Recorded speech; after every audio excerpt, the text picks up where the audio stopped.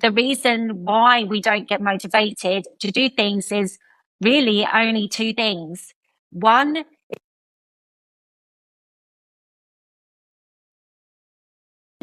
the other day I spoke about how to create motivation by looking at it as if it's already done. How would you feel if whatever you're doing is already been, it's already done? Is it something that you'll be happy to do once it's done, versus, you know, the outcome and you feel bad? So a good example is eating a whole family bag of crisps. It feels good to eat in the moment, but once you've eaten the whole family bag of crisps, are you going to feel good afterwards? Chances are you're not going to feel good. You're going to feel sick. So that's how you can judge whether or not you want to do it. So another example is if you want to get really fit and part of your recovery journey, you want to start getting into shape, you want to feel good about yourself, you want to start creating the body that you feel good, to get more energy, to fit in your clothes. So you've decided that you want to start going to the gym, or you want to go for a walk, or you want to go for a run. And the other day I showed a video where I really, really couldn't be bothered, but I thought to myself, half an hour in bed, how am I going to feel if I stayed in bed versus how will I feel half an hour's time that I've already done my run? And it's only half an hour. And that's why I stick to half an hour, because it's not long enough for me to be scared of. And so I realized I'm going to feel great after I've done it. So it's good to have done. And that's one of the tips to get the motivation to do the things that you want to do towards your goals. And today I'm going to go into it a bit further. So the thing is, motivation, most people don't really understand what motivation is. We feel like it, like for me, I was guilty for a long time. I thought that some people are just naturally motivated, and there's just others like me that struggle, and I have to wait for the moment where I feel motivated to get anything done. And what the problem was is that when I was waiting for motivation, I kind of left my life to chance, because obviously, I'm not going to feel motivated all the time. So I was finding that I wasn't going on, for example, Facebook Live. I wasn't going on because I just didn't feel like it. I didn't feel like it. I had no motivation to do it, especially because I had a fear of being judged at the time. I was worried about what people would say. I was worried about whether I'd forget what I'd say. I was worried about maybe just looking like a real fool. I was scared of what my family would think. I was just scared of not whether or not I would know what I'm talking about. So there was so many things that was kind of blocking me from doing it. But I know at the same time, if I want to help as many people as possible with all the things that I've learned through my journey of overcoming back-to-back addictions and got rid of all my allergies and changed all my relationships and stopped being angry, and how I've started manifesting things in my life, all the things that I've learned, and how I've broken down the woo-woo into the science, because everything started to make sense, and make sense in a way that gave me a lot of hope. So if I listened to myself and waited for motivation, then I wouldn't be any help to anybody. And I wouldn't be further along in my journey where I want to go, where I really want to make an impact in this world and create something that I would be very proud of when I finally snuff it. So what I was saying is, like, many people have motivation completely wrong. They think that it's a trait, you either have it or you don't. But the truth is that um, motivation uh, is often created once you start it. And the reason why we don't get motivated to do things is really only two things. One is because we don't find it interesting enough to do it. So we don't have any motivation because our minds thinks, what's the point? Like, basically our minds, our biological behaviors are driven really for survival. So if it's not interesting, then to the mind, it's useless. If it's not interesting, this is not going to help me survive. So that's why we don't feel motivated, because we haven't made whatever it is interesting enough to do. Two, it's too hard. So to the mind, if it's too hard, then it's if it's too hard, then it feels impossible for our mind to do. And again, when it comes to our natural instincts, if it's too hard, then that means that, we're not going to get it. And if we're not going to get it, then what's the point of even trying?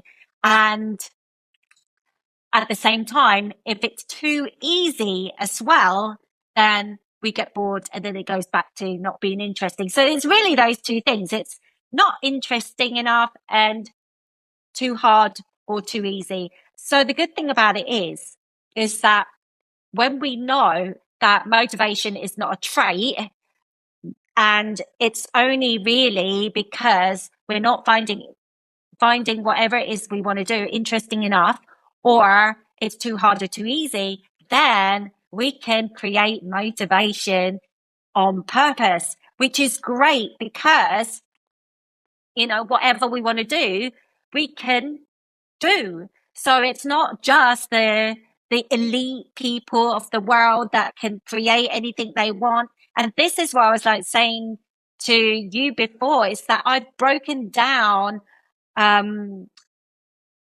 the uh all the secrets, if you know what I mean, like with the successful people. What is the secret? How come they seem to get things done? How come they create amazing things? How come people just lose weight and get to their ideal body? How come they can create a business that they love? How come, like, people just travel around the world? How come that mum can have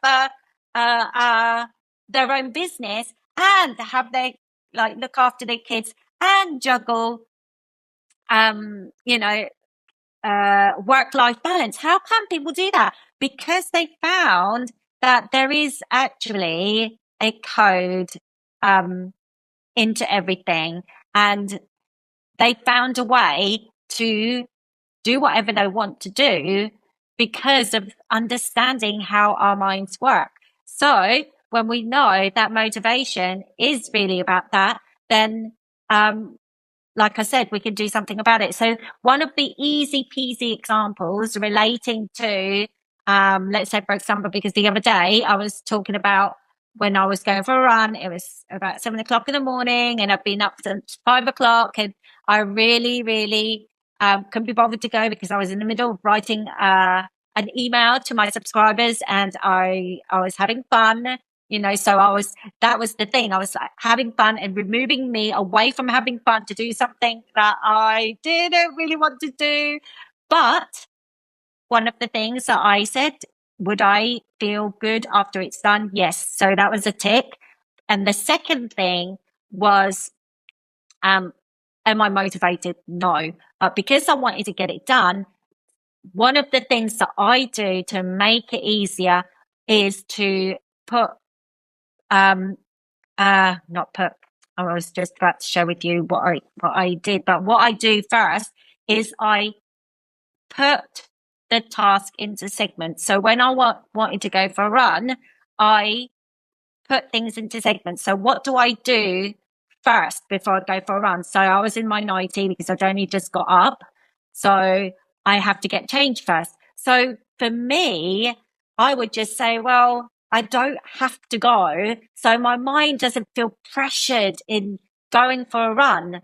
So I say to myself, all I need to do is just put my running gear on. If I don't feel like going for a run after I put my running gear on, I don't have to go. So like, it's almost like, even though I know that the end goal is for me to go for a run, but speaking to myself and telling myself, well, all I've got to do is put my gym kit on, even though I know the intention is to go for a run, I do say to myself, if I really, really don't want to go, because there has been times where I really don't want to go, and I force myself, and it's, and I do believe that our subconscious mind tells us when it's not the right time. And I have forced myself to go out for a run when I really, really needed the rest. And my body was like saying, no way. And I forced myself, and it was the hardest run ever. But most of the time it's because I can't be asked to do it. So I do work. So first of all, I just say to myself, I'll put my gym kit on. If I don't feel like going out, then I won't go out. So I'll put my gym kit on, and then that's the first segment done. And after I put my gym kit on, I'm like, okay, that's not too bad. I'm feeling a little bit motivated. I'm not quite motivated. So what I'll do is I will just 2 minutes down the road. And then for me nowadays, as soon as I get outside in the fresh air and I walk, I'm running anyway. And that was it. That was as easy as that for me to get motivated. And after that 2 minutes, I was running, and I was so happy that I started it. It literally only took me just that 2 minutes of walking before my motivation kicked in. And one of the things with motivation is that we think we have to have motivation before actually doing it.